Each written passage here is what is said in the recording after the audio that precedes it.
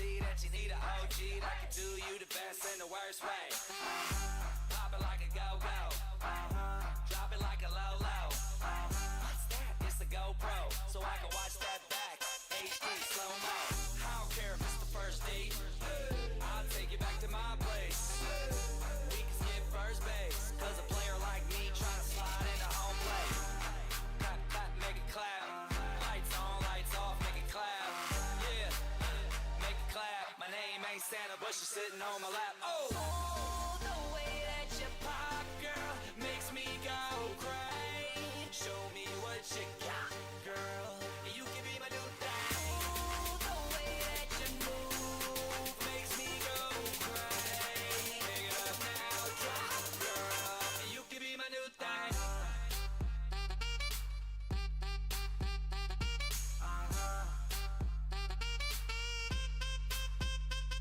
Get sexy, girl, get sexy. Get sexy, girl, get sexy. Get sexy, girl, get sexy. Yeah, I heard that you single. Now you talking my lingo. Let's play casino. Bring 4 friends plus you. Bingo. You ain't nothing but a flirt. The way you bouncing in that shirt. It's amazing how you drop it, pick it up, and still make it work. Oh, your body lethal. I might LA freak you. God damn that booty fat, sitting high up on your back. What the fuck do they feed you? Clap, clap, clap, clap, make it clap. Lights on, lights off, make it clap. Yeah, clap, clap, make it clap. My name ain't Apple, but they call me the Mac. Oh, the way that you pop, girl, makes me go crazy. Show me what you got, girl. You can be my new thing. The way that you move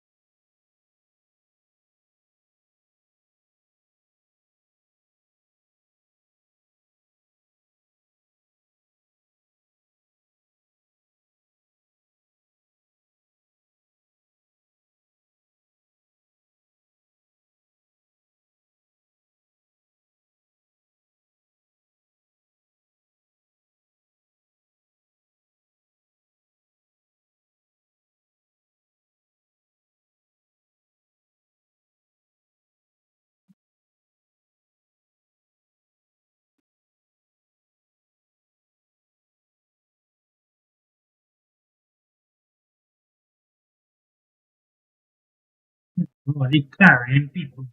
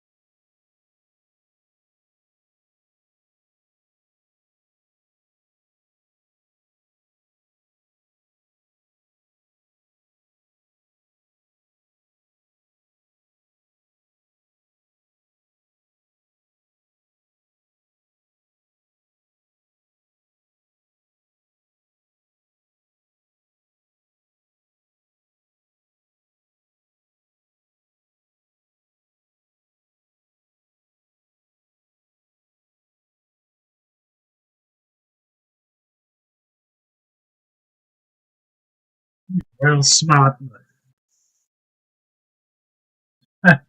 Real smart man.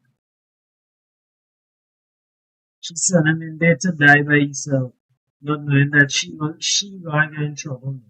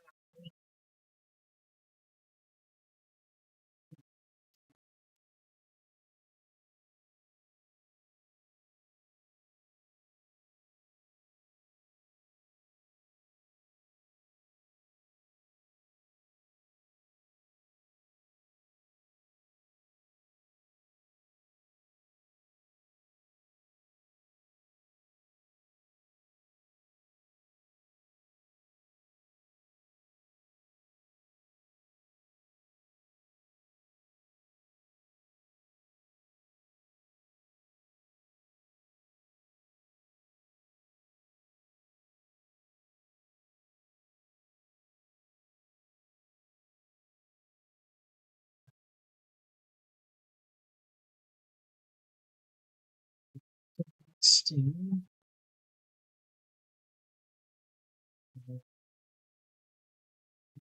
so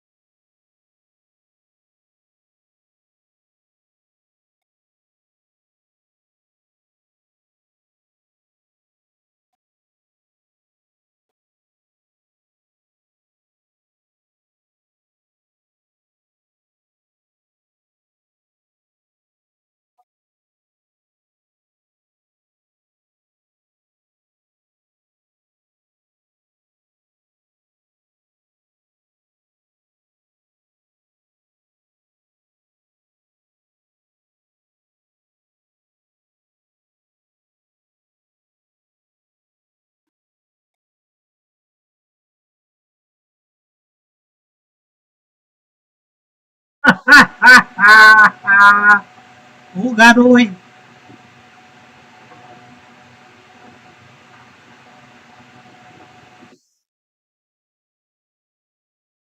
Let's save her, so now she infatuated with yours.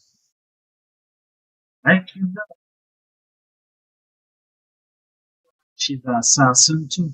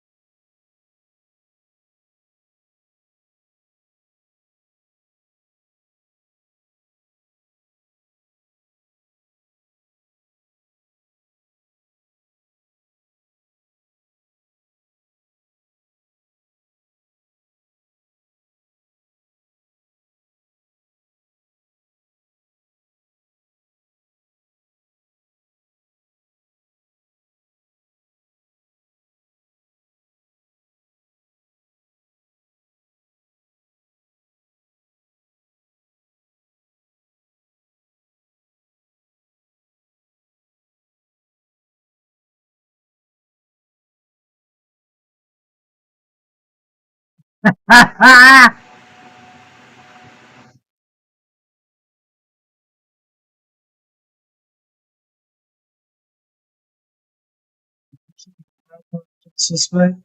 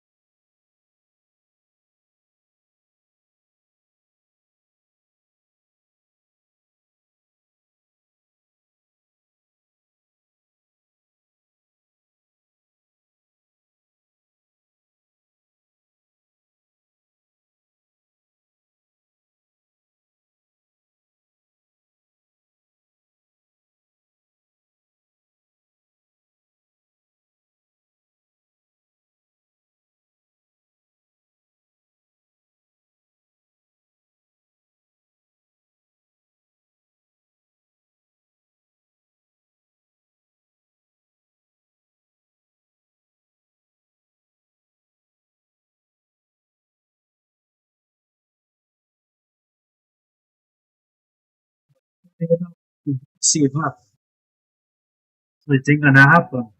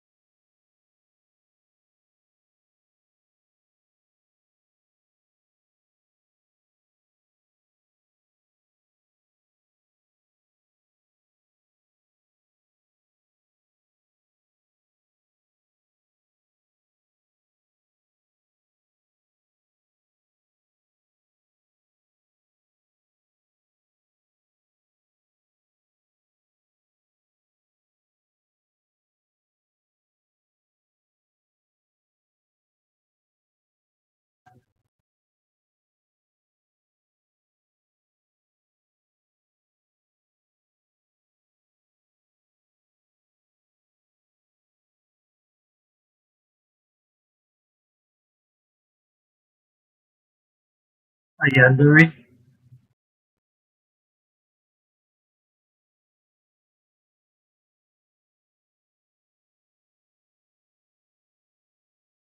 Hated by.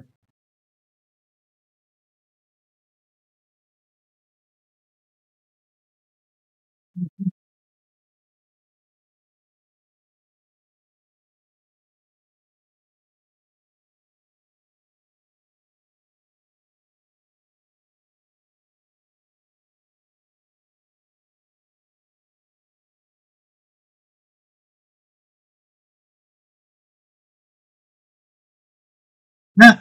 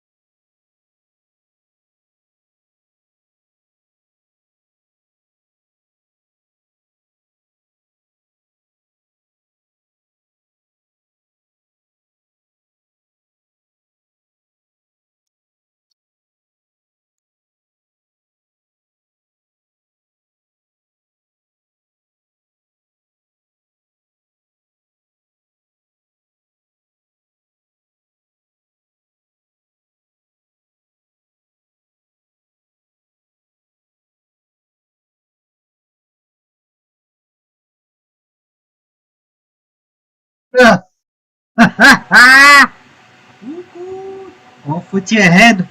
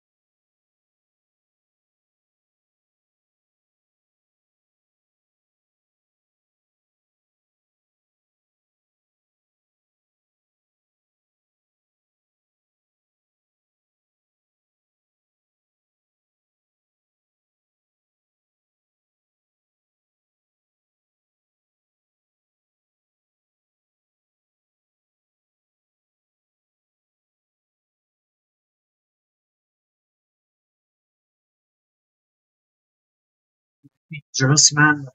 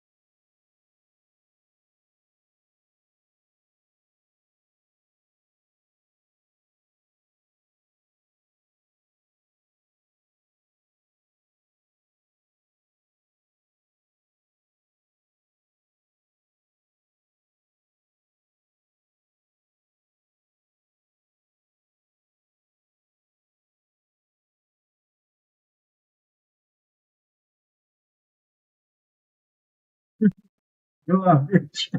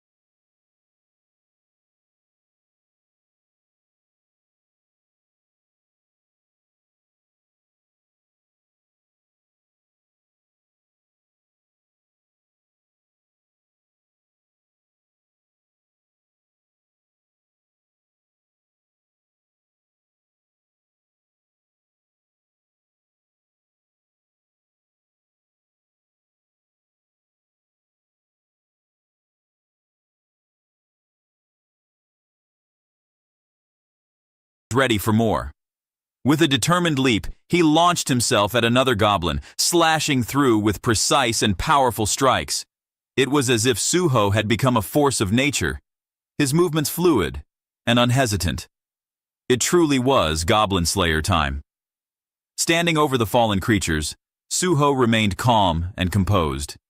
He remarked to himself that goblins were only a threat to beginner players. It was nothing for someone like him. He glanced at the goblin sword he had picked up, testing its weight before declaring that he would cut them all down.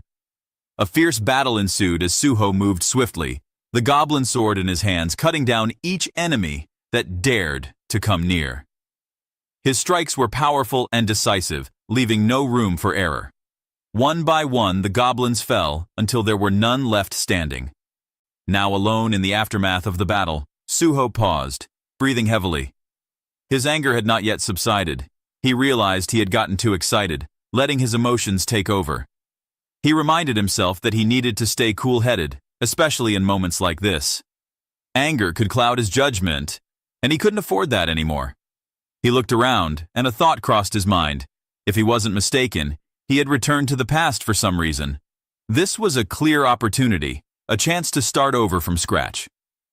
He observed a series of holographic panels that suddenly appeared, displaying various achievements and skills. Basic swordsmanship skills were listed, skills that he hadn't seen in a long time. Suho smiled slightly, remembering those early days. It really was like starting over. The goblin sword he held was a bit short, but it would do for now. At that moment, the firefighter cautiously approached Suho, still visibly shaken. The man stammered, asking if Suho was a player. Suho nodded, answering calmly, "Ah, yes." Now after all the fight, he knew the answer to his question before. He made a selection on the holographic screen that hovered before him. The system prompted him to choose the power he wished to pursue. This time, he chose the healer. A confirmation screen appeared, congratulating him on his choice. He was awarded bonus stats, and a new skill, Healing Light F, was added to his abilities. Suho turned back to the firefighter, noticing the man's injuries. He moved closer, inspecting the wounds. He placed a gentle hand on the firefighter's shoulder and spoke reassuringly. The firefighter looked confused, but didn't resist. A blue aura surrounded them both, indicating the activation of Suho's healing power. Slowly, the wounds began to heal. The firefighter's eyes widened in disbelief. He could barely stammer out words, amazed that the pain had subsided completely. He asked Suho if he was really a healer, and Suho, with a faint smile, replied, "I guess that's me now." Another system notification appeared, offering Suho a small gift for using his first healing skill. He was given the choice to select a weapon from the system's arsenal. Suho contemplated for a moment. Though he had chosen the healer class, but his main weapon would be the same. He summoned a glowing sword from the system's arsenal. It was a beginner's sword, but it would serve its purpose. He examined the sword, looking contemplative. There was still much to do, and his journey had only just begun. He turned his attention to the gate that loomed in the distance. He announced his intention to go and conquer the gate. The firefighter, alarmed, tried to stop him, warning him of the dangers. But Suho remained unfazed. He assured the firefighter that he had something to gain from this. As Suho walked confidently toward the gate, memories began to flood his mind. He remembered his past achievements, the skills he had acquired through hard work and dedication. Just like before, the skills gained through talent could be used regardless of class. But the innate skill that is bound to class, like healing magic, is only for healers. He recalled Isabella's Holy Spirit light, remembering that it had begun as healing light. If only he could have healed his wounds back then, things might have ended differently. Suho knew that this time, things had to be different. He would become both a swordsman and a healer. A paladin would be great, right? And he would prevent the same mistakes from happening again. He needed to grow stronger faster than the others who had betrayed him. As he stood before the gate, he thought of those who had once been his allies, their indifferent faces lingering in his memory. He had to acquire skills faster, to level up and surpass his past self. This gate, a premonition gate, had almost cost him his life in the past, but this time, he was prepared. His skill level might be low now, and it might be difficult. But that was okay. The swordsmanship that was engraved in his mind remained unchanged. He would start over and overcome. With determination burning in his eyes, Suho approached the glowing, colorful portal. The past had given him another chance, and he was ready to face the challenge ahead. It was time to rewrite his story. Suho walked carefully through the dense, lush forest, his steps splashing softly on the wet ground. He moved cautiously, scanning his surroundings with a sharp gaze, always alert for any danger lurking nearby. The thick foliage brushed against him as he moved forward, and he noticed a creature lying still. The goblin's lifeless body lay on the ground, a testament to the chaos that had taken place. He remarked to himself that the goblins, which had been rampaging outside the gate as if they owned the world, were all dead inside the gate. He concluded that the goblins must have escaped through the gate, running away from something more terrifying. Suddenly, a noise interrupted the quiet, and Suho froze, his eyes focusing in the direction of the sound. His instincts were right. The reason behind the goblins' desperate escape soon became clear.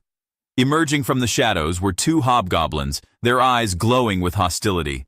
One stood at level 10, the other at level 12, and they glared at Suho with menacing intent. Their skin was a bright red, unlike the regular goblins. Suho noted that these hobgoblins had larger bodies, stronger muscles, and more menacing auras. They wanted to make him their prey, replacing the goblins that they had already hunted. Suho smiled, unfazed by their hostility. To him, they were still goblins, no matter their size or color. He stepped forward with confidence, bracing himself for the battle ahead. The clash began as Suho's weapon collided with the hobgoblins. He moved skillfully, dodging their powerful strikes, but he noticed his own attacks barely grazed their tough skin. His current level wasn't enough to cut through their thick hide. Suho decided that he needed to approach things differently. If his strength alone wasn't enough, he had to find their weakness and exploit it. The fight grew more intense, with each side refusing to back down. Eventually, Suho realized he needed to change tactics.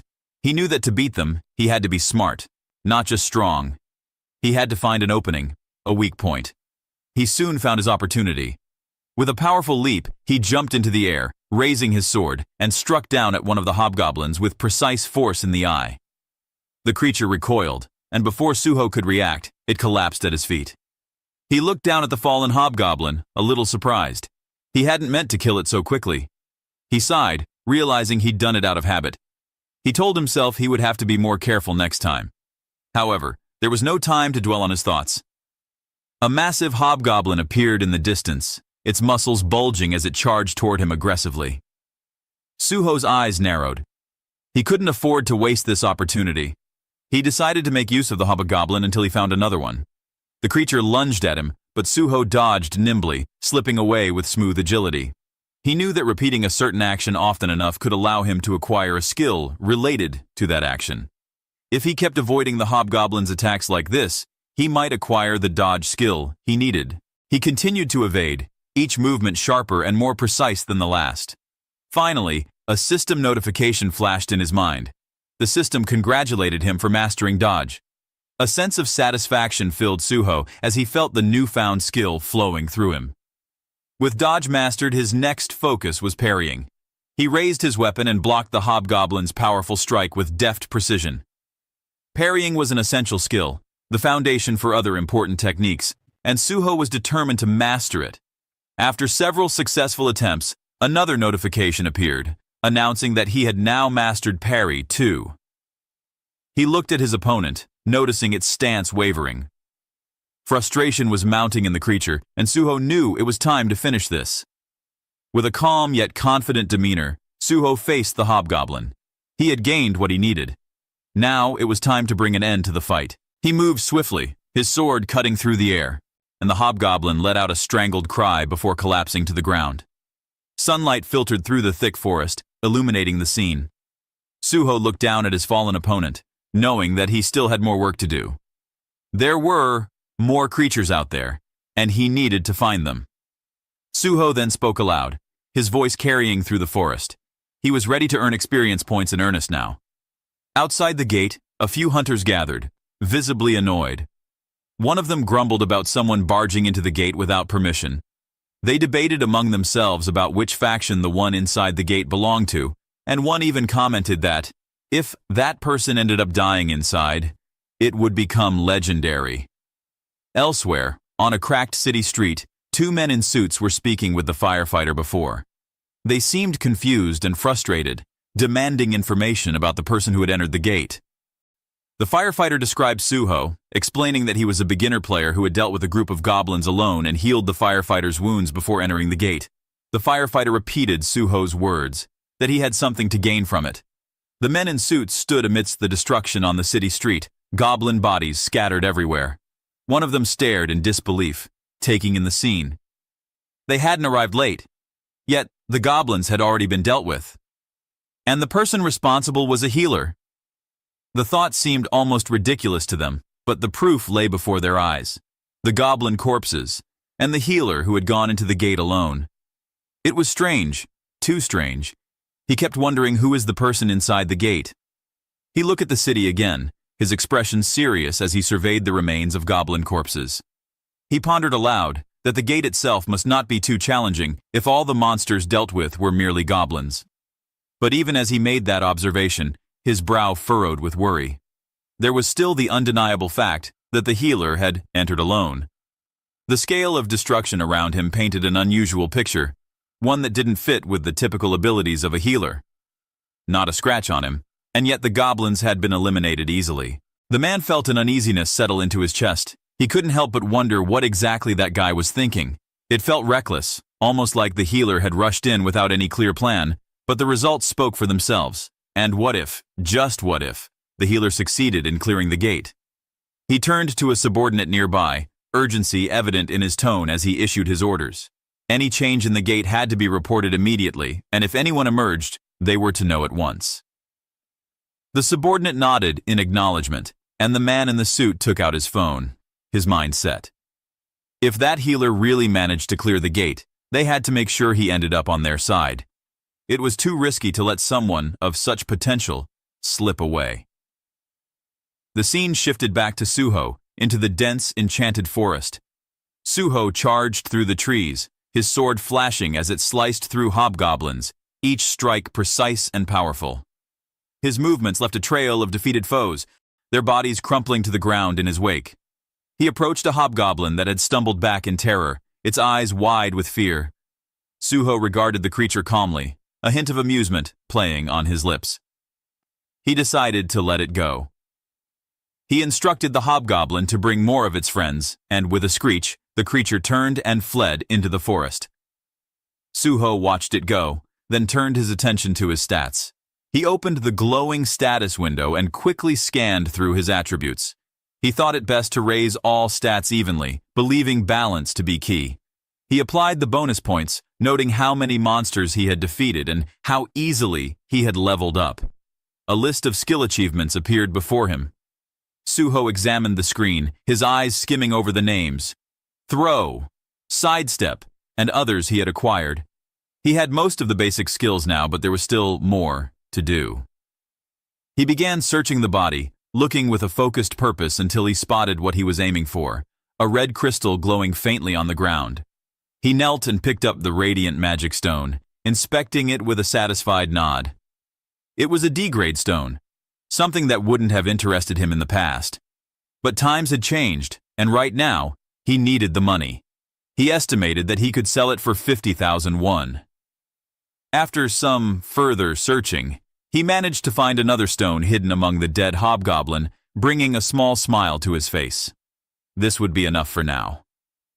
Suddenly, Suho sensed movement. His body tensed as he readied his weapon. Shadows moved between the trees, signaling the arrival of more enemies. Suho muttered to himself, noting that if he took these down, the boss would probably show up. Around him, the forest filled with hobgoblins, their red eyes glinting with malice as they closed in. Suho counted about 30 of them, and he welcomed the opportunity to gain more experience before the real fight began. The hobgoblins lunged, but Suho met them head-on. He moved with skill and speed, dodging blows while striking back with deadly accuracy. His strikes were powerful, his sword cutting through his enemies with ease. The hobgoblins were relentless, but Suho remained unfazed. He moved like a force of nature, determined to finish the fight quickly. The creatures fell one by one, each screeching in pain before collapsing. In the midst of the battle, a sudden, powerful swing came his way. A larger hobgoblin had joined the fray, its massive axe descending toward him. Suho smiled as he parried the strike with ease. This was the one he'd been waiting for. The towering hobgoblin, with its twisted expression and menacing aura, stepped forward, the forest around them glowing with an ominous red hue. Suho's gaze locked onto the creature as the system notification flashed before his eyes. Chief Hobgoblin Level 20. He stood tall, drawing his sword, his confidence unwavering. The time had come to face the boss monster. Suho's expression was calm, a faint smile tugging at the corner of his lips. He was ready, and this battle was just the beginning of the story he intended to rewrite. He faced the Chief Hobgoblin with the same determination that had brought him to this moment, his mind set on one clear goal, to become stronger and change his fate. Suho stood there and looked at the Hobgoblin Chief. He smirked while sensing the unease in the air, as if the entire place was holding its breath, waiting for the chaos to begin. He then confronted a Hobgoblin Chief, and the clash began without hesitation. Suho moved swiftly, meeting each attack with precision. The Hobgoblin Chief was relentless, its weapons swinging with savage force, but Suho was calm and unfazed, listening to its frantic cries. As the normal Hobgoblin lunged and sneak attack from behind, Suho's body responded effortlessly, dodging and retaliating with rapid, precise strikes. The forest resonated with the sound of steel clashing and the cries of defeated demons. Suho thought how these hobgoblins were mere small fries. He didn't want any of these nuisances to interrupt his real battle. As he dealt with each one, he almost found it amusing. These creatures were no match for him. But then, the atmosphere shifted as the Chief Hobgoblin used its skill. Suddenly, Suho felt his entire body seize up as the system announced that the Chief Hobgoblin had used fear. The oppressive feeling wrapped around him like chains, locking his muscles. He understood the danger. The higher the enemy's level, the stronger the effect of this fear. It was a skill meant to paralyze him, to stop him in his tracks. He gritted his teeth, realizing he had nothing in his arsenal to counteract mental attacks like this. No skills, no items. But Suho refused to be helpless. Even without special abilities, he knew of a way to overcome it. His eyes hardened as he made his decision, his hands tightening around his sword's blade, until blood flowed. The pain jolted him back to reality, his body responding as he willed himself to move. The system declared that he had broken free from the state of fear, and Suho felt his resolve returned. With a sudden, narrow dodge, he managed to evade the Chief Hobgoblin's attack and delivered a swift counter. The creature seemed shocked at his resilience, but Suho didn't pause. He quickly took care of the remaining small hobgoblins, striking them down one by one. The system acknowledged his success, notifying him that all the hobgoblins had been eliminated. Standing amidst the aftermath, Suho invoked his healing energy. The forest briefly pulsed with a warm glow as healing light enveloped the area, restoring his body. He was far from done, though. The real battle was about to begin. The Chief Hobgoblin appeared again, its menacing aura unmistakable, its weapon reflecting the dim light. Suho looked at it, his calm demeanor showing no fear. He was ready for a personal battle, just the two of them. The fight was intense, with both combatants giving it their all. Suho noted that the level gap was an obstacle. His attacks weren't dealing significant damage. Suho focused on the chief, knowing that each strike counted and that the accumulation of small injuries would ultimately weaken his enemy. His blade shimmered slightly as he focused his energy, preparing for a decisive move. He aimed for the weak spots, exploiting the wounds he had already inflicted. With a fierce lunge, he drove his sword deep into the hobgoblin, the creature letting out a pained scream. It tried once more to use fear against him, but Suho was beyond that now. He had conquered fear once, and it could not control him again. He pressed on, delivering blow after relentless blow, his expression one of steely determination. With one final powerful strike, Suho ended the battle. The Chief Hobgoblin's expression froze in shock as it fell, but Suho wasn't done. He used his healing energy on the dying monster, forcing it back to life, only to fight it again and again. He repeated this until he was satisfied, until he had refined his skills further. The system notified him of his progress. Several of his skills had been upgraded, their ranks rising, and his power increased. Suho looked at his hands, feeling the newfound strength coursing through him. The time had come for the hobgoblin's role to end. With a grim smile, he delivered the final blow, decapitating the creature. The system confirmed his victory. The chief hobgoblin was dead. The gate had been conquered, and Suho was named the MVP. He felt a surge of energy as he leveled up, all his stats improving, and bonus points were awarded to him. Numerous screens filled his vision, announcing new skills and abilities. Healing Light had been upgraded, and a new skill, Cure, had been acquired. Suho allowed himself a small smile. Now there was no need to fear status ailments. Eventually, he would become strong enough to cure even the most potent poisons. He looked at the glowing mana stone from the fallen boss, feeling satisfied. He had gotten everything he needed from this place. It was time to move on. He thought about the familiar faces he hadn't seen in a long time. He felt a twinge of anticipation. Outside the gate, the world was in turmoil. People gathered below, their faces a mix of fear and awe as the gate shook. Whispers of uncertainty spread through the crowd as a bright light appeared, and a figure began to step out. All eyes were on the gate as they wondered who, or what, was coming back. Suho walked out of the gate with an air of confidence, his entire presence radiating a strong and mysterious energy. The people around couldn't help but murmur in amazement. They wondered if he had actually managed to conquer the gate alone.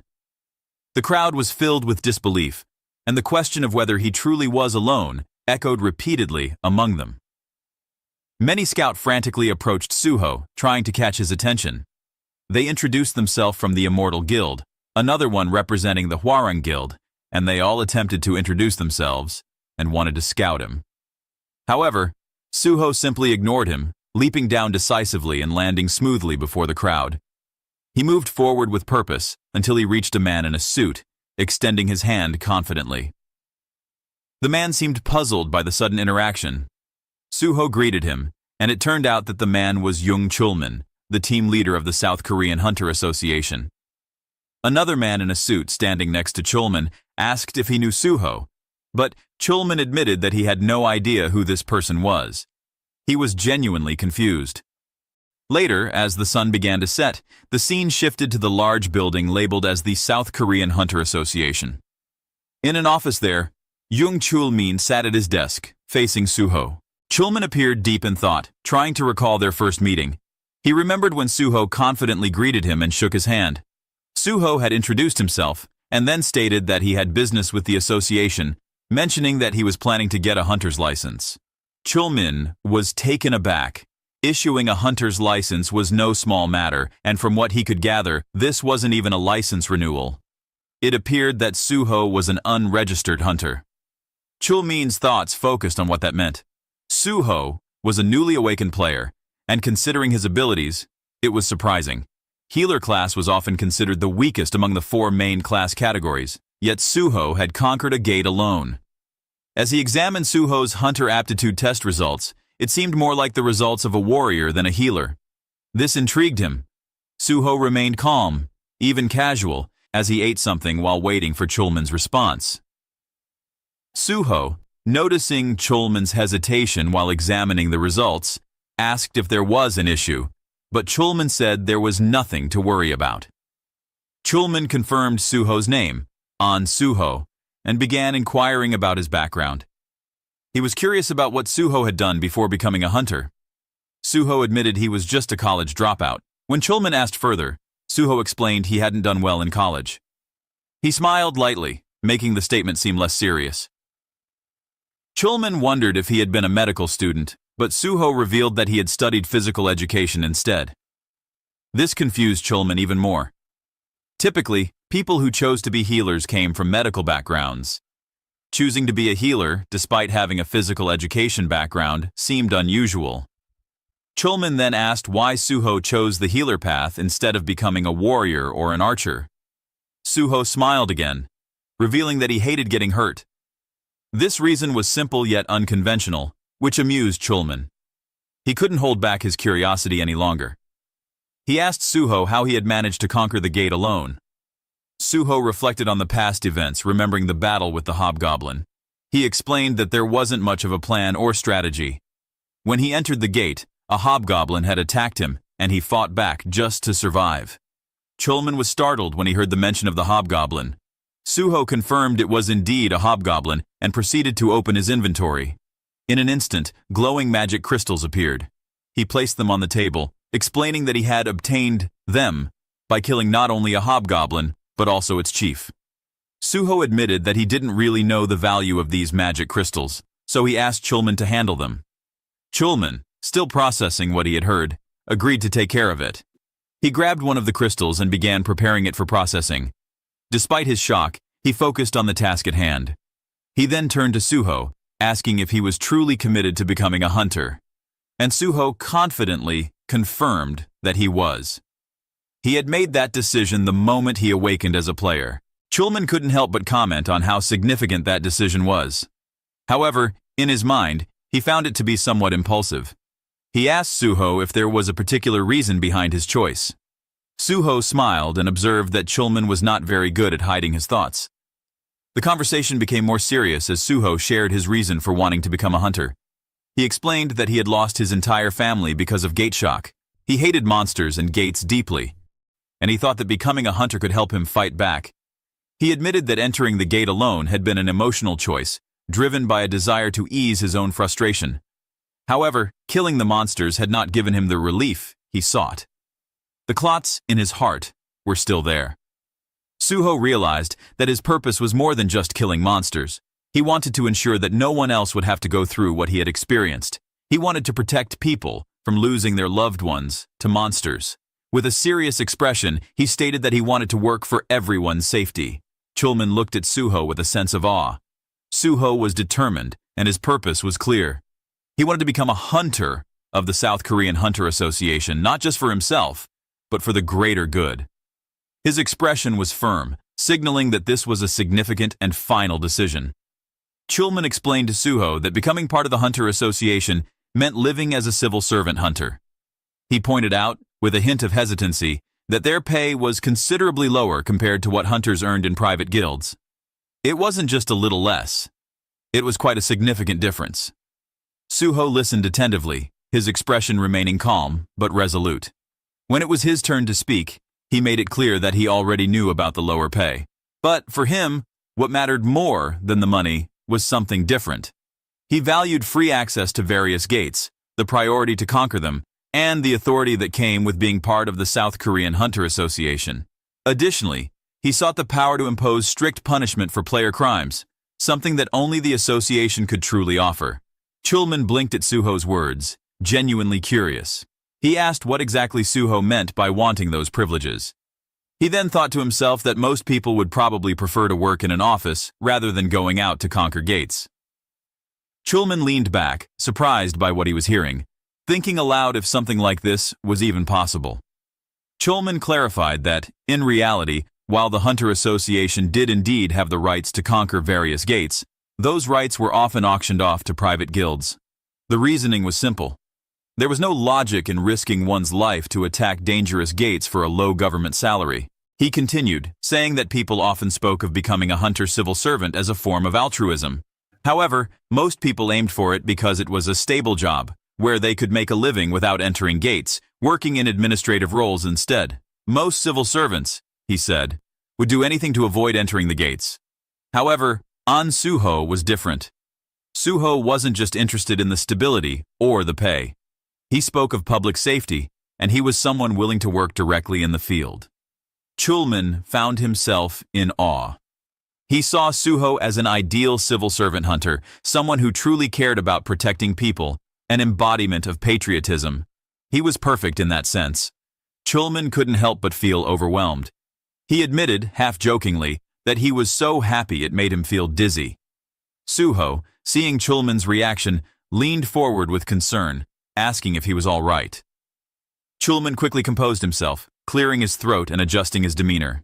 He admitted that it had been a long time since he had met someone like Suho. He assured him that he would handle the paperwork and identification needed. Chulman then explained that to officially join, Suho would need to complete the hunter exam, which included an aptitude test, a written exam, and a practical exam. However, there was a catch.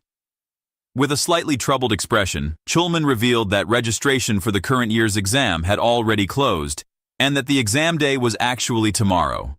Suho's eyes widened in shock, but before the worry could fully take over, Chulman remained composed and smiled confidently. He assured Suho that if he was interested, he could still register him as an exception. Suho's face lit up in excitement, and he quickly asked if that was really possible. Chulman nodded, explaining that this was within the existing rules. Since Suho had managed to conquer a gate alone, they could report the matter to the higher-ups and get approval for his late registration. Chulman shifted his tone, becoming more serious. He admitted that he had recommended Suho because he clearly had talent, but he also pointed out that preparing for both the written and practical exams with just one day would be extremely challenging. He was not worried about Suho's physical performance, given his outstanding skills, but he did have some concerns about the written part. Suho tightened his fist, a clear display of his unwavering resolve. Chulman, still looking concerned, reiterated his worry about the written test, but Suho only leaned forward, his tone strong and encouraging. He asked Chulman to please go ahead and register him, assuring him that he was ready for the challenge. Chulman blinked in surprise but nodded as Suho continued speaking. Suho said it was a good idea to take the exam at least once for the experience, especially when he had the chance. He added that it was just a test, and even if he failed, he could always take it again the next time. Chulman couldn't help but admire Suho's bravery, and with a slight smirk, he shook his head, remarking on what a brave man Suho was. Chulman then informed Suho that he could check his aptitude test result today. Suho thanked him for the information, but he hesitated for a moment before admitting that he didn't have the money for the registration fees. He asked if Chulman could handle the magic crystal transaction immediately. Chulman nodded quickly, adjusting his tie as he did so, and promised to take care of it while also checking Suho's aptitude test. As Chulman left to take care of the necessary steps, the atmosphere softened, and Suho found himself reflecting inwardly. His face grew thoughtful against a Chulman back. In his heart, Suho realized that even now, the only person he could truly trust was Chulman. His face then lit up with a grateful smile, and he thanked Chulman sincerely. A while later, the two sat together, sharing a meal. Chulman announced that all the aptitude tests were finished, and that he had deposited the money from the magic crystal. Suho, still marveling at the situation, exclaimed in disbelief when he saw the amount. Around 3 million won. He took a sip from his drink, and his tone turned playful. Chulman admitted, a bit embarrassed, that as a civil servant hunter, he received certain tax exemption benefits specifically for magic crystals. Suho's eyes widened, and he asked excitedly if it was really duty-free, clearly impressed. He then turned to Chulman with a hopeful look and asked if he could ask for one more favor. Chulman, curious, asked what it was. Suho explained that he had heard the association had a library, one that contained workbooks and reference materials related to the upcoming test. Though it was already late, and with the test being the next day, Suho felt he needed to cram as much as possible. He hesitated briefly before speaking more firmly, asking if it would be all right for him to prepare for the exam in the library.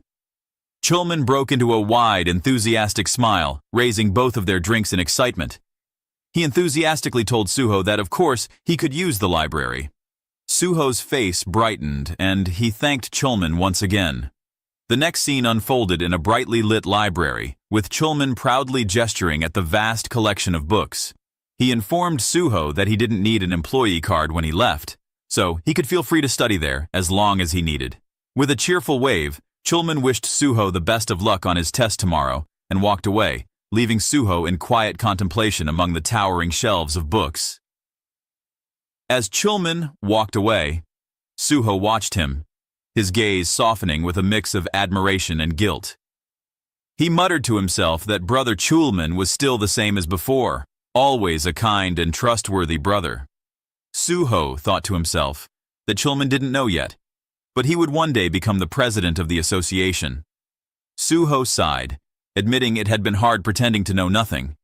He felt as though he had been teasing Chulman, but he knew that acting like he already knew everything would make Chulman suspicious. He rose from his seat, his expression hardening with determination as he walked deeper into the library. The sunset cast a golden glow through the library windows, illuminating the rows of tall shelves. Suho whispered to himself that it was time to find that thing. As he navigated the labyrinthine aisles, scanning the spines of countless books, he remembered the major events that would happen in the future, but he knew he couldn't remember every single detail. After all, he was only human. He stopped at a particular shelf, pulling out a large, ancient-looking tome adorned with intricate patterns. He couldn't help but comment on how big it was. Suho opened the book, revealing pages filled with cryptic symbols and foreign text. He recalled how he had once tried to get information from this book before. As he stared at the pages, the text began to glow softly, and a message appeared. The system informed him that the book was from another world. Suho noted that a simple sentence had appeared, and there seemed to be separate ways to use the book. Suho held the book aloft, an aura of mystery surrounding him as the symbols shimmered. He then put the book on his head, but after a while, frustration evident on his face as he muttered why it wasn't working. It was said that this was the only way to use it, yet nothing seemed to happen. Just then, a notification glowed in the air, and the system announced that the Library of Memories was interested in his story. The book's pages turned on their own, glowing with a purple light that flooded the room. The system continued, stating that the Library of Memories was inviting him. The book radiated an intense magical glow as Suho stared in awe. Finally, the system declared, "Welcome to the Library of Memories." The Library of Memories opened before Suho, its grand book releasing a wave of shimmering magic that filled the vast space with blinding light. Suho stood still, absorbing the significance of what he was about to gain. The book was an artifact that could make a person remember everything they had seen and heard, even those painful memories that most people would rather forget. Suho knew that the human mind relied on the process of forgetting to survive. Endless, vivid memories could be overwhelming after all. And yet, he was willing to take on that burden. He understood that obtaining the Library of Memories came with a price, the curse of remembering everything. But that curse was exactly what he needed. He was ready to take on even the painful moments to achieve his goals. He remembered that the one who was supposed to get the skill was a girl who would be Hexagon Guild manager. She had originally been an employee of the Korean Hunter Association before joining the Hexagon Guild. He recalled the story of how she had accidentally acquired the skill of the Library of Memories. How, late one night while studying in a library, she used the book as a pillow because sleeping face down was uncomfortable. By some stroke of luck, she had obtained the ability. Suho thought about how he had gotten this information thanks to her, and smiled faintly, already planning to buy her a meal the next time he saw her. He felt she deserved at least that. Suddenly, a glowing system notification appeared in front of him. The system wanted to know if Suho would be willing to donate his story to the Library of Memories. He hesitated for a moment, reflecting on the incredible power now within his grasp. The library could store everything, even the fleeting, overlooked details of his past, the things that might otherwise fade away. He clenched his fist with resolve and decided to accept the offer. A burst of radiant light engulfed him as the library began to record his story. Books floated around him, their covers glowing with arcane symbols. The entire space seemed to hum with energy, as if alive with the magic of countless stories. A digital message appeared before him, confirming the skill's functionality. The system explained that the Library of Memories would store all memories that he had seen and heard, allowing him to access them at any time. The Library of Memories would also recommend necessary information to the user. Suho grimaced slightly, holding his head as he felt a strange sensation wash over him. The recording process was unlike anything he'd experienced before, an odd, disorienting sensation that made his head spin for a moment. He took a deep breath, steadying himself. He wondered if the recording process felt strange because it was an illusionary space, But now that he had the skill, he wanted to test it out. He thought about going back to the past, and immediately, the world around him dissolved into a swirling vortex of past events. Flashes of his last battle appeared before him, the intensity of those moments still palpable. He could feel the raw emotion, the pain, the anger, as if it were happening all over again. He thought about his last moments and how he could still feel the emotions from that time. He watched the memories accelerate. The betrayal of those he once called comrades, the struggle, the hatred that had burned within their eyes. The memories were vivid, painful, and utterly real. He clenched his jaw, his eyes narrowing. He thought about those selfish traitors who had prevented the end of the gate just to have power a little longer. The memory of their faces flashed before him, those cold, indifferent expressions. He vowed never to forget them, his gaze hardening with the hurt and betrayal clear in his eyes. He leaned back, scowling faintly. It was unpleasant, and he regretted not having thought of something else. Just then, a new interface lit up in front of him, an unexpected system notification displaying cryptic information. Suho frowned, squinting at the message. He wondered what this was. Confusion etched across his face. The panel shifted, and a new message appeared. The system announced that it wanted to grant him the opportunity to become stronger as the first to reach the realm of the transcendent, and that it would be rebooting the system of player on Suho. Suho stood firm, his silhouette highlighted by the swirling light around him. The word rebooting echoed in his ears, and he felt a chill run down his spine. He could hardly believe it. As the light began to fade, Suho found himself back in the massive library. The shelves around him glimmered with latent power, the accumulated knowledge of countless lives and experiences. He slowly nodded to himself, the realization dawning on him. The system had sent him back to the past. He recalled reaching the unity of the divine sword, acquiring his first SS-grade skill, only to find himself here again, standing at the beginning. His expression turned contemplative as he stroked his chin thoughtfully. Since he was the first to reach the state of the transcendent, the system was giving him another opportunity. Something he had never even heard of before. He wondered if it was really a coincidence that he had come back to the past. He clenched his fists, his expression resolute as he sat in the back of a taxi heading to his destination. After getting out of the taxi, he continued walking, clenching his fists with determination. Whatever the reason was, the important thing was that he had returned to the past. This meant that not only could he prevent what had happened to him, but he could also suppress the initial chaos of the unpredictable gates, which had caused enormous casualties. He took a deep breath, his focus unwavering, and resolved to give it a try. His gaze hardened with purpose. He thought that perhaps he could conquer the gates much faster than in his past life. So he couldn't afford to waste any of his precious time. Soon, he found himself standing before a grand building illuminated against the night sky. The sign above it glowed like a beacon. Nexus. Suho's eyes narrowed with intent as he recognized the private hunter academy, Nexus. Inside the brightly lit reception area of Nexus, Suho walked confidently to the front desk. The receptionist smiled politely, greeting him and asking what brought him there that day. Suho calmly stated that he wanted to meet Director Kim Sue. The receptionist's eyebrows rose slightly as she asked if he had scheduled a separate appointment. Suho explained that he hadn't made an appointment, but that he had something to discuss with the director. The receptionist's expression turned apologetic as she informed him that an appointment was necessary. Suho paused thoughtfully, then raised his hand as if an idea had struck him.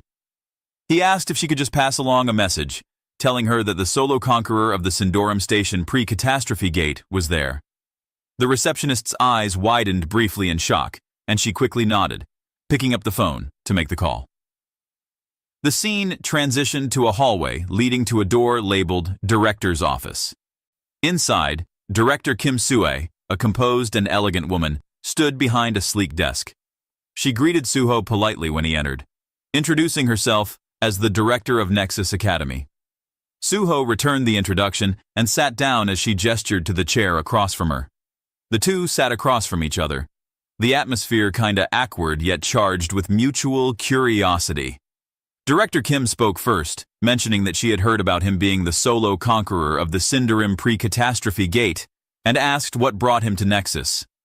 Suho didn't hesitate, explaining that he had come to ask for a scholarship. Director Kim raised an eyebrow, clearly surprised by his request. Suho continued, stating that there was a hunter license test scheduled for the following day, and that he planned to take it as well. Director Kim looked momentarily startled and asked how long it had been since his awakening. When Suho replied that it had happened that very day, Director Kim's eyes widened in disbelief.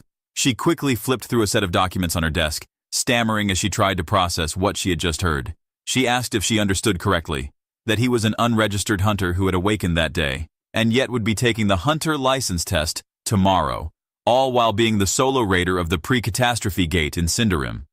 Suho nodded, his expression calm as he confirmed her understanding. In his mind, he recalled how he had been fortunate enough to have a connection at the Hunter Association who helped him secure a spot for the test. Director Kim leaned back, her gaze sharpening as she regarded Suho. Suho confidently stated that he planned to aim for the top position in the test. If he succeeded in passing as the top candidate, he requested that she grant him the status of a Nexus Scholarship student. Director Kim considered his words, her eyes narrowing slightly as she weighed the proposal. After a moment, she agreed, her voice carrying both a challenge and interest, implying that a scholarship would be appropriate if he succeeded. The two locked eyes, the room falling silent. Both radiated fierce determination, neither willing to back down. There was an unspoken agreement between them, a challenge that each was willing to meet. The weight of their conviction hung in the air, and Suho knew that this was only the beginning of the path he intended to carve. Suho spoke confidently, suggesting that Director Kim should really provide a scholarship. He looked sure of himself, even though it might be difficult for a complete rookie to become the top in the exam. But he wasn't just a rookie. He was a veteran who had conquered countless gates. Well, but now it was up to the director whether to believe him or not. Director Kim adjusted her glasses and pointed out the challenges ahead, noting that the hunter test was very different from conquering a gate. Even an unprecedented one. She showed Suho a report containing the statistics of the hunter test. She explained that the average passing rate was less than 20%, and this year's passing rate was just 15%. Suho only smiled at this. He then offered a suggestion. If he did not come in first, she could just disregard him and forget about the scholarship payment. Director Kim paused for a moment, then asked him a question. She wanted to know why, among other academies like Hexagon and Prime, Suho had chosen Nexus. Suho explained that it was because Nexus was in the most regrettable situation. Director Kim blinked at his unexpected answer. Maybe she wanted to slap him in the face. Suho elaborated, saying that Nexus Academy was the largest in the country, but in recent years, it had failed to produce a first or second place winner, and the number of students was decreasing noticeably.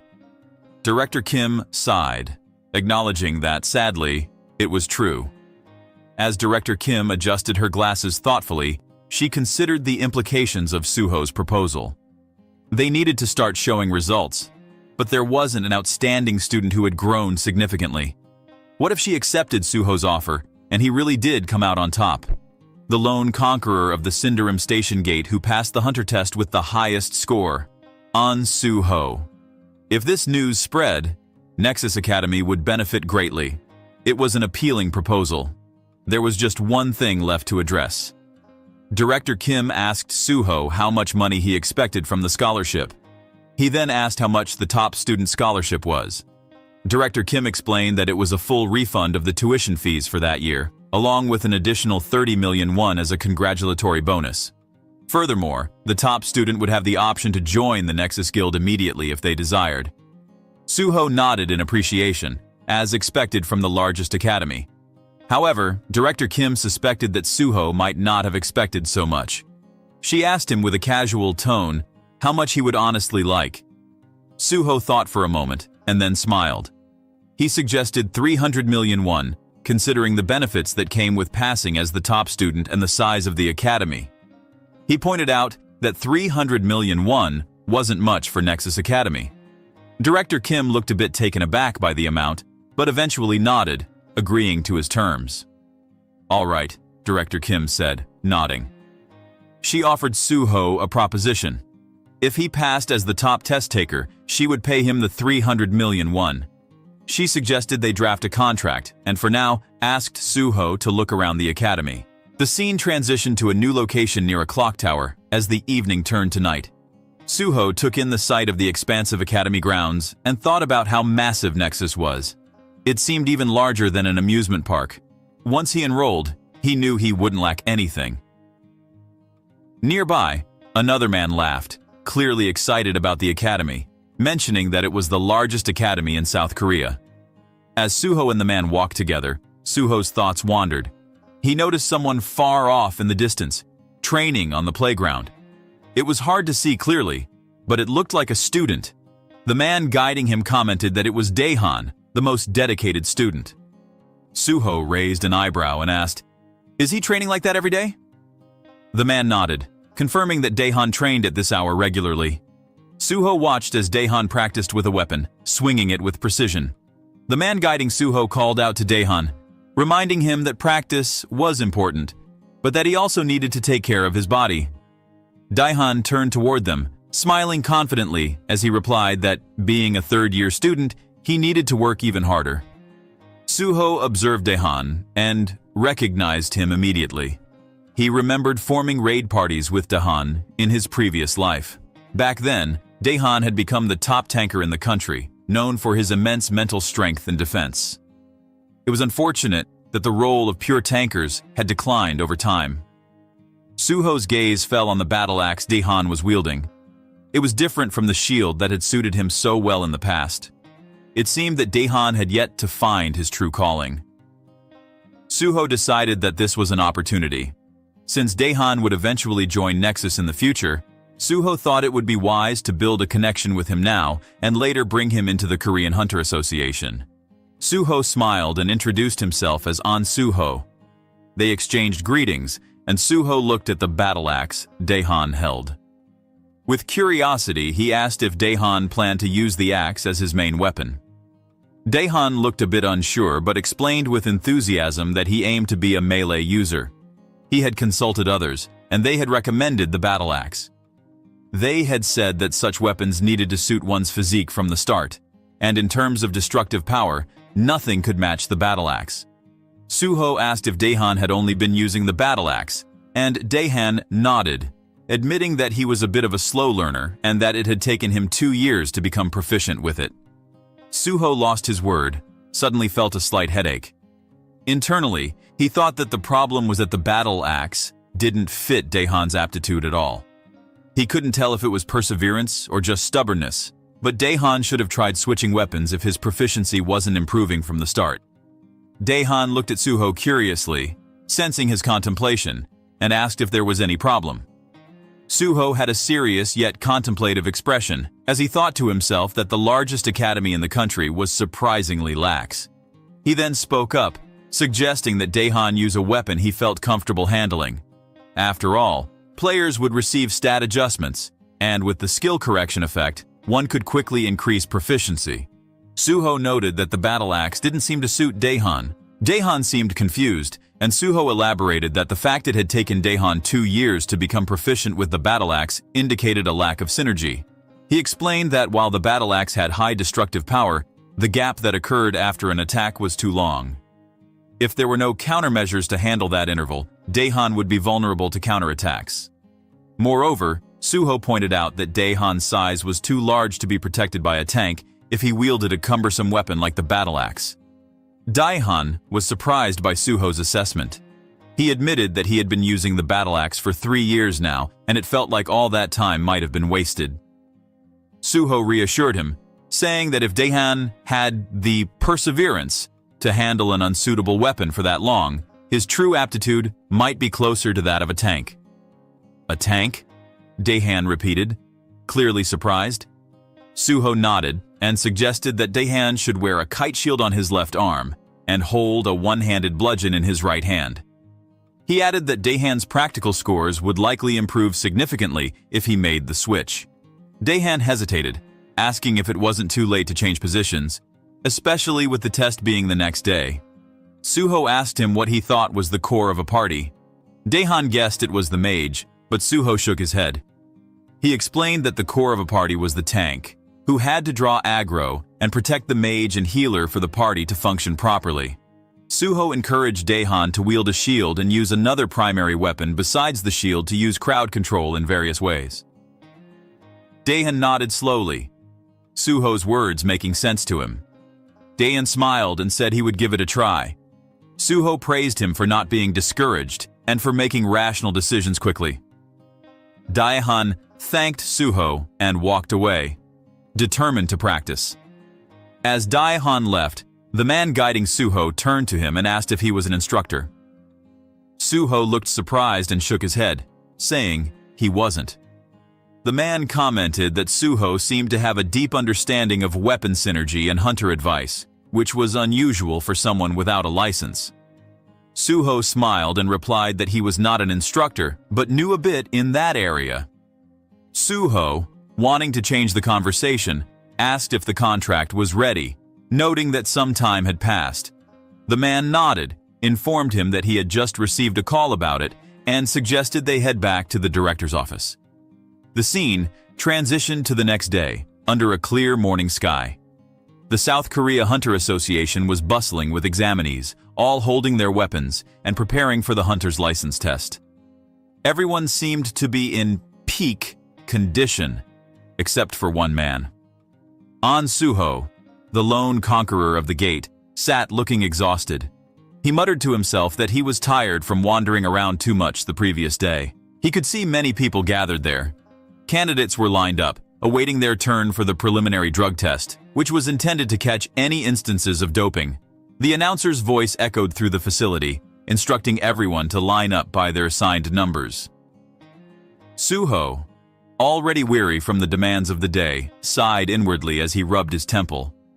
Even though the doping test was necessary, it felt like an extra burden added to an already grueling schedule. He looked up, his eyes momentarily glowing blue, an indication of his special ability. Suho knew that drug tests alone wouldn't detect everything. Those who cheated often relied on skill buffs rather than conventional drugs to gain an unfair advantage. His eyes swept across the room and he noticed a glow around several individuals, suggesting they had been buffed well beyond the typical level 5 of a test taker. These weren't just average candidates. Their magical energy was far too strong because of the buff. A system notification flashed before his eyes, congratulating him on mastering Magic Detection Rank B. The newfound skill gave him a heightened sense of perception, making it even easier to identify those attempting to cheat. Suho frowned, his thoughts darkening. It was disappointing to see so many people abusing buffs, even though the use of such abilities for cheating hadn't yet become a widely known issue.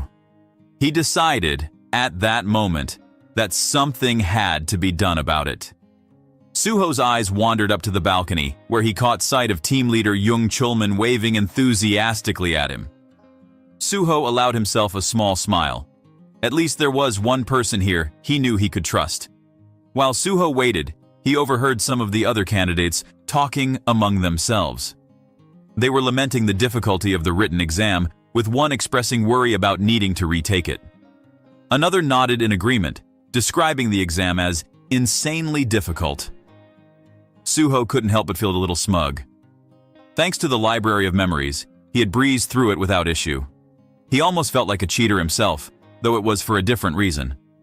A familiar voice called out to him, snapping him out of his thoughts. He looked up to see Chulman approaching, his expression warm and friendly. Chulman wanted to know how the test had gone, clearly curious. Suho just shrugged, mentioning that he thought he could pass it. Chulman chuckled, commenting on Suho's confidence. Apparently, word had spread that this year's written exam had been the hardest yet. He then mentioned something more serious, referring to Suho's earlier comment about buff checks. He wanted to know what Suho had meant by that. Suho nodded thoughtfully. He explained that while there were measures in place to prevent doping, urine tests, blood tests, and confiscation of belongings, he had noticed that there were no checks specifically for skill-related cheating.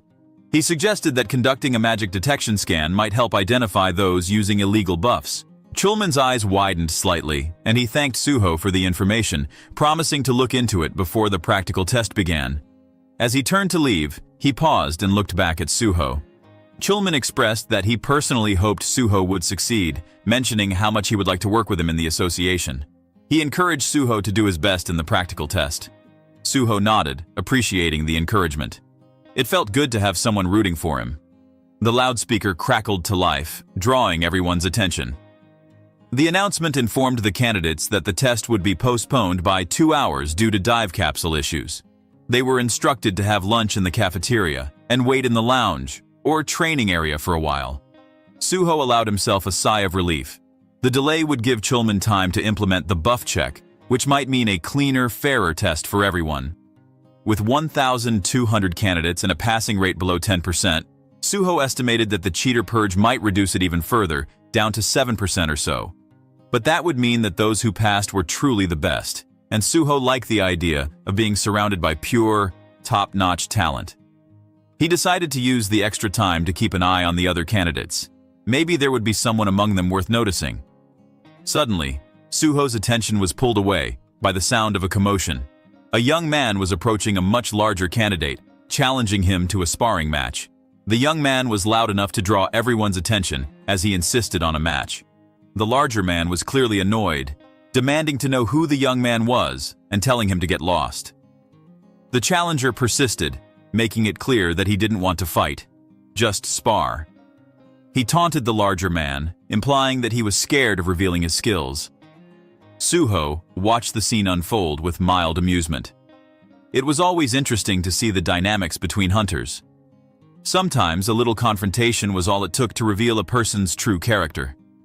The larger man, clearly agitated, muttered under his breath, calling the challenger a nuisance and telling him to get lost. He added that he had no interest in picking a fight with a weakling. The young man, refusing to back down, took a step forward, suggesting that he might just attack first. With tension rising, the young man lunged aggressively at the larger candidate, forcing the big man to respond. The clash was abrupt, with the young man's sword swinging powerfully toward his opponent. But before the blow could connect, Suho suddenly stepped in, blocking the sword with his own. The larger man looked at Suho in surprise, questioning whether Suho had lost his mind. Suho remained calm, assuring the man that he would handle the challenger and that there was no need for things to escalate further. The challenger, clearly agitated, demanded to know who Suho was. Suho explained that he was just another test taker, and nothing good would come from getting involved in a brawl. He urged the big man to leave it to him to handle this situation. The larger man huffed in frustration before turning away, muttering that he didn't care either way. The young man, however, wasn't satisfied. He asked Suho why he was interfering, his irritation evident. Suho smiled, introducing himself as An Suho, and remarked that it seemed like the young man was looking for a sparring partner. He offered to be that partner instead. The young man sneered, dismissing Suho as weak and stating that he had no interest in sparring with someone like him. Suho's eyes widened slightly at the insult. Weak? He couldn't help but feel a bit taken aback. The young man, now more confident, mocked Suho further, suggesting that his earlier block had just been a stroke of luck and warning him not to get cocky. Suho looked thoughtful for a moment before tilting his head and asking if the young man was scared. The young man's expression twisted with anger, and he demanded to know what Suho had just said. Suho repeated himself, calmly suggesting that it seemed like the young man was too scared to spar with him.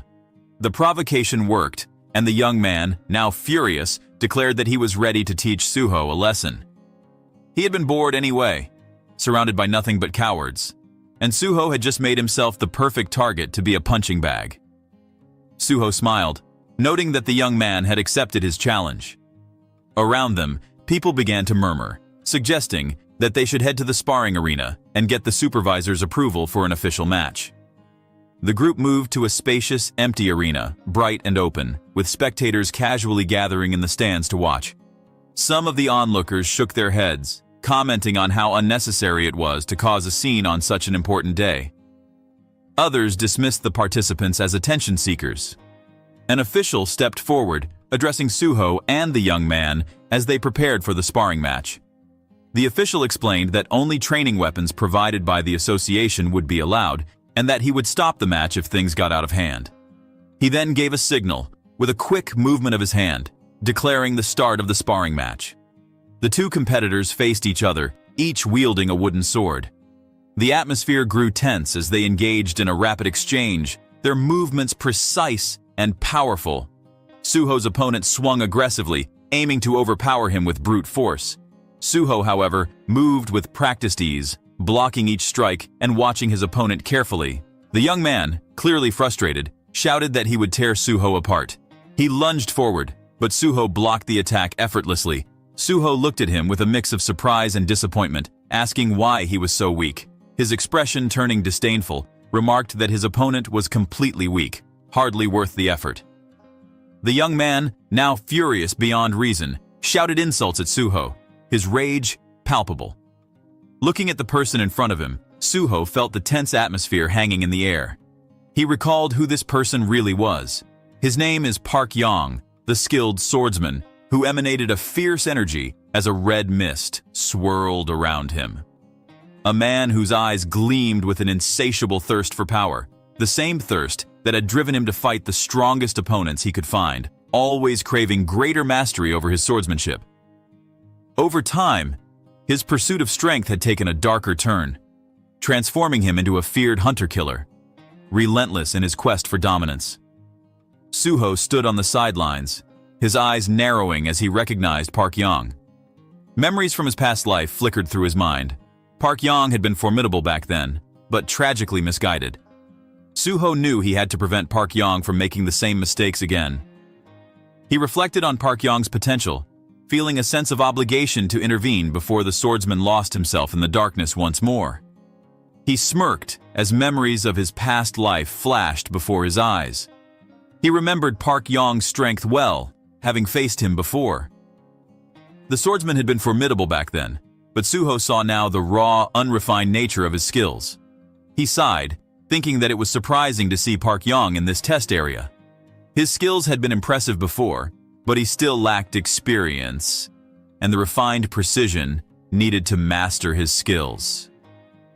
He moved swiftly, his foot landing solidly on Park Yong's chest, sending him flying backward across the arena. Park Yong's fall was dramatic, his body crashing to the ground with a thud. Suho remained where he stood, his face showing nothing but boredom. He found the situation dull, mocking his enemy, as Park Yong had been talking so confidently earlier that he expected more from him. Park Yong struggled to his feet, his eyes wide with disbelief and pain. He looked at Suho, clearly bewildered by the immense strength his opponent had shown. He demanded to know how Suho possessed such strength, his voice tinged with frustration.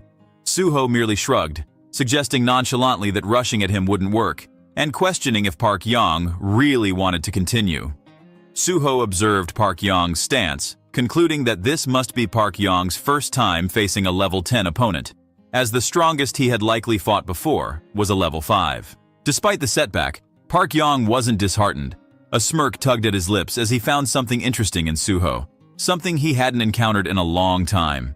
He remarked that he now understood why Suho had been so relaxed. The atmosphere shifted and the tension thickened as Park Yong prepared himself for another round. He clenched his sword, his eyes gleaming with renewed determination, and declared that he would go all out. Suho watched as Park Yong gathered his energy, a red aura swirling around him. He couldn't help but smile, as if humoring a child. Park Yong launched himself at Suho, his sword slicing through the air with fierce intensity. The two collided in a flurry of rapid movements, the clash of their weapons echoing throughout the arena. Each swing carried the weight of their power, and for a brief moment, Park Yong seemed to push Suho back, their energies colliding like waves crashing against a rock. Suho felt the weight behind Park Yong's strikes, acknowledging that it was definitely heavier than before. Park Yong, panting, sneered at Suho, asking if he would continue to act relaxed. Frustration was evident in his voice. He increased his power, his fiery, red aura intensifying as he prepared for a decisive blow. He roared, challenging Suho to see if he could stop his next attack. He took up a stance that made Suho's eyes widen slightly in recognition. Suho realized that Park Yong was using his original technique, the Dragon Sword technique. With a powerful shout, Park Yong launched his attack. His sword aimed straight for Suho. A massive explosion erupted as the two forces met, blinding light filling the scene. Park Yong felt the impact and believed he had finally succeeded, murmuring to himself that he had won. However, as the light faded, Suho stood firm, his sword held firmly as he blocked Park Yong's attack. He let out a small sigh and grinned confidently, meeting Park Yong's shocked gaze. He pointed out that he had blocked the attack with ease. He could even do it with closed eyes. Park Yong stammered, his eyes wide with disbelief, as he tried to comprehend how Suho had managed to stop him. Suho's thoughts raced as he analyzed the attack, realizing it wasn't truly the Dragon Sword technique yet, but just a basic sword technique. Park Yong, wounded in his pride, let out a furious shout, calling Suho a bastard. The fight continued with Park Yong attacking with relentless force. He swung with all his might, the red energy surrounding him growing brighter with each strike. Suho was pushed back momentarily, but he remained composed, waiting for an opening. When Park Yong saw Suho being pushed back, he believed he had an opportunity. He lunged forward, pouring all his energy into his next strike. Suho, however, blocked it effortlessly, and before Park Yong could react, Suho's fist punched his jaw, sending him reeling backward. Park Yong stumbled, his vision blurring from the impact. He muttered in disbelief, struggling to stay on his feet, wondering how Suho had managed it. Suho shook his head, calmly stating that Park Yong's attacks were too slow. Without another word, he watched as Park Yong was thrown across the arena, his body hitting the ground hard. He took a deep breath and decided it was time to end things. He thought to himself that if he damaged Park Yong's confidence any further, it could cause real trouble. The arena fell silent, and the spectators watched in awe. Suho stood there, his presence commanding, while Park Yong lay on the ground, losing consciousness. He considered that there was a lesson to be learned here, both for Park Yong and for himself. The past was a place of regrets, but the present was where they could change their fate. He watched over the defeated Park Yong, contemplating what had just transpired. He thought to himself that now that Park Yong was fixated on him, the young swordsman wouldn't pay attention to anyone else until he managed to defeat him.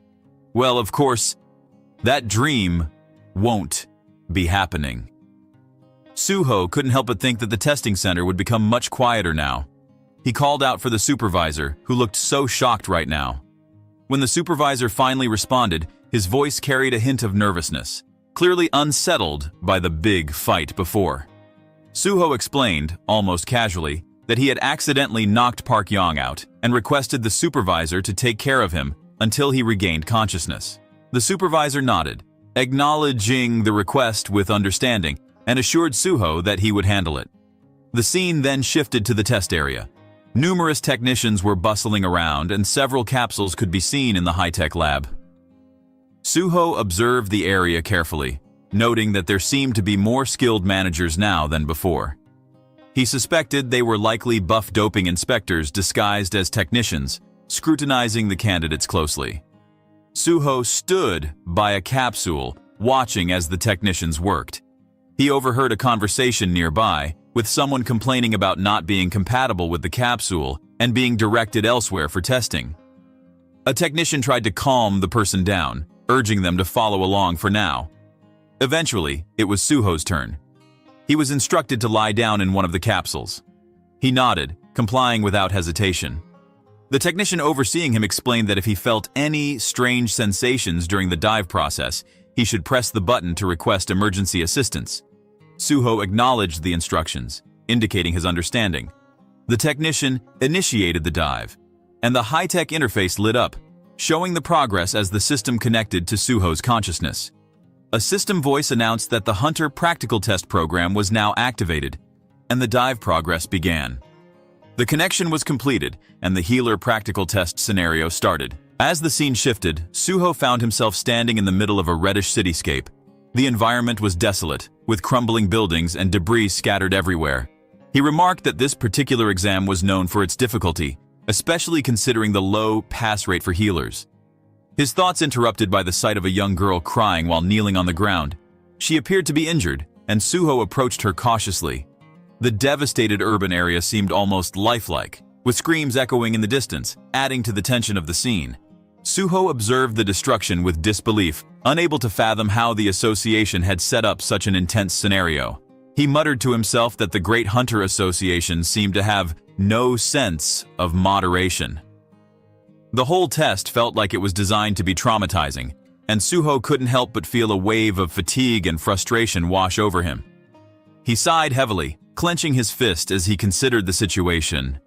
He knew that this was why healers were so highly valued. They were always in the most chaotic and dangerous situations, expected to provide support despite the overwhelming odds. Suho understood the importance of his role, but it didn't make the task any less daunting. The practical test was considered the core of the hunter exam.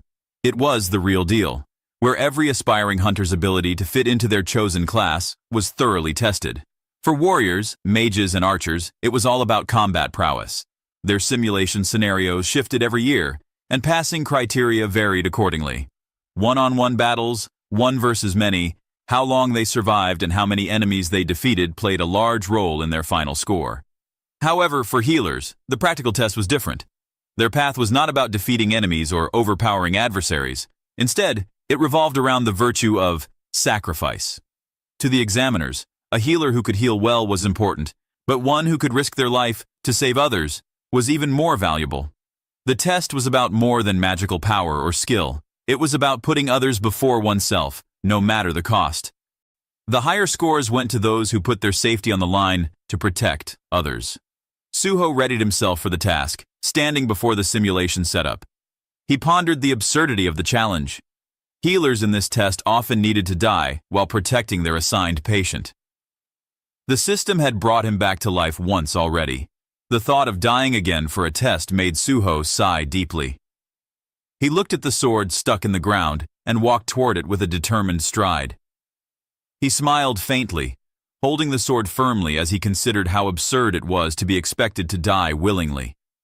He understood the test expected sacrifice, but if it came to it, Suho intended to bend the rules in his favor. After all, he wasn't just any healer. Suddenly, desperate cries echoed around him. Suho glanced around, listening to the screams that filled the air. Yet, as he looked, all he saw were bodies, dead, unmoving. The entire simulation area was littered with fallen figures, their faces frozen in their final moments of terror. It was as if he were on a battlefield where all hope had been lost, and only one survivor remained. He approached the girl he saw earlier, kneeling beside her. Her eyes were still open, filled with fear and uncertainty. Suho asked if she was okay, examining her injuries.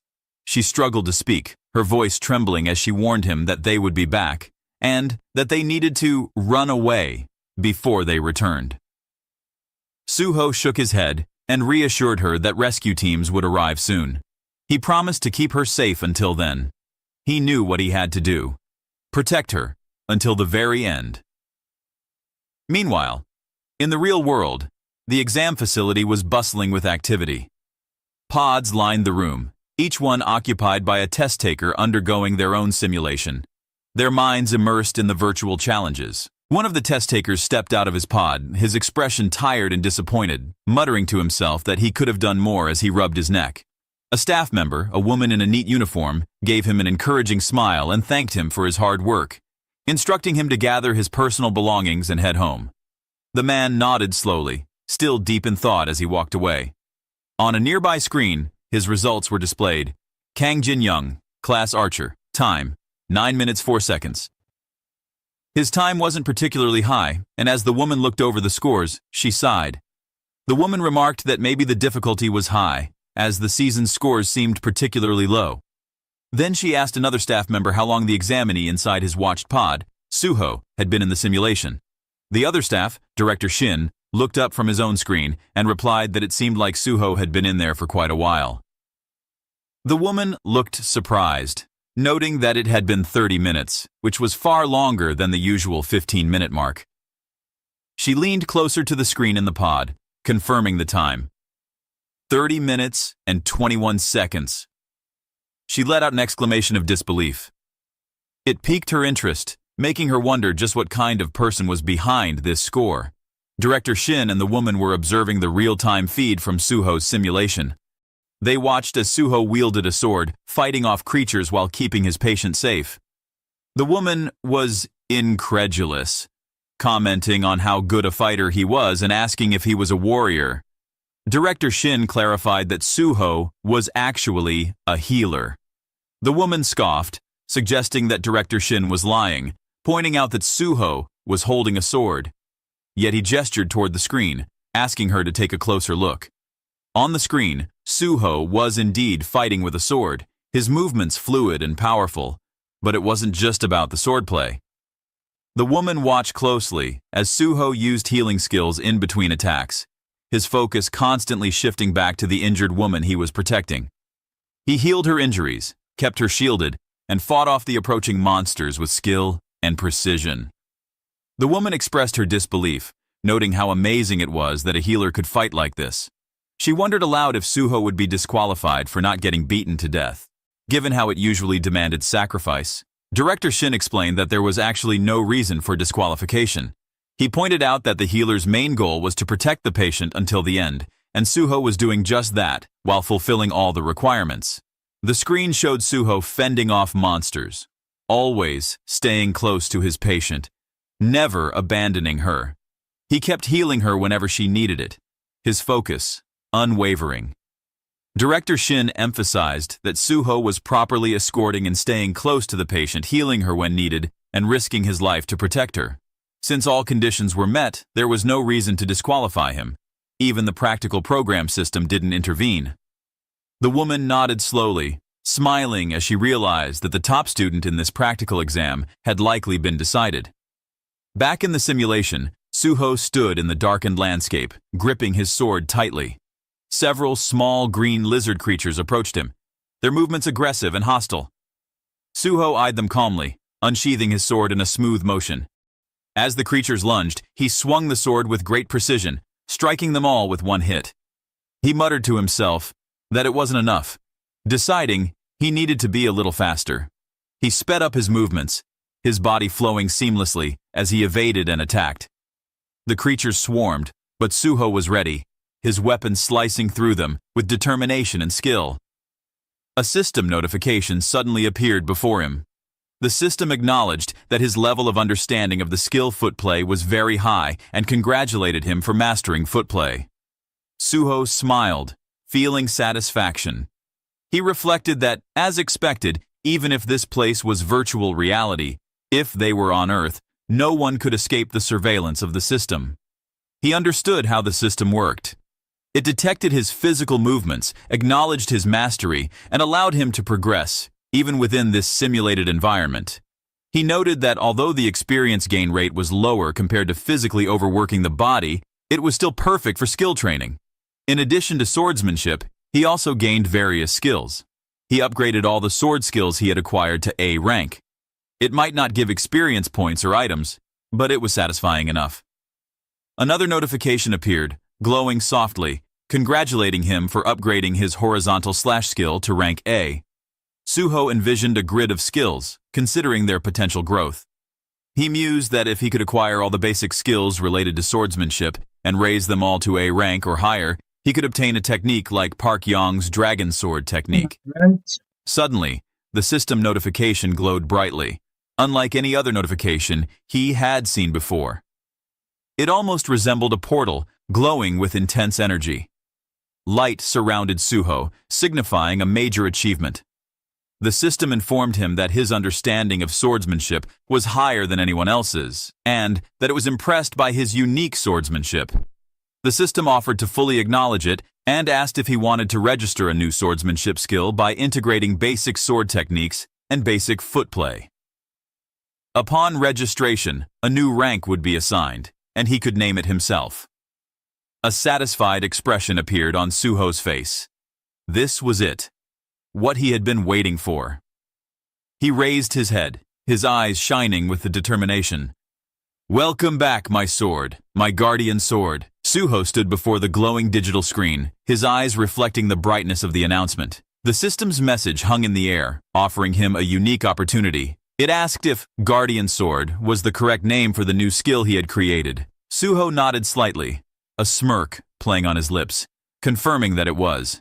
The system responded immediately, congratulating him on the supreme mastery of his skill. The screen brightened as energy swirled around Suho, enveloping him in a shimmering display of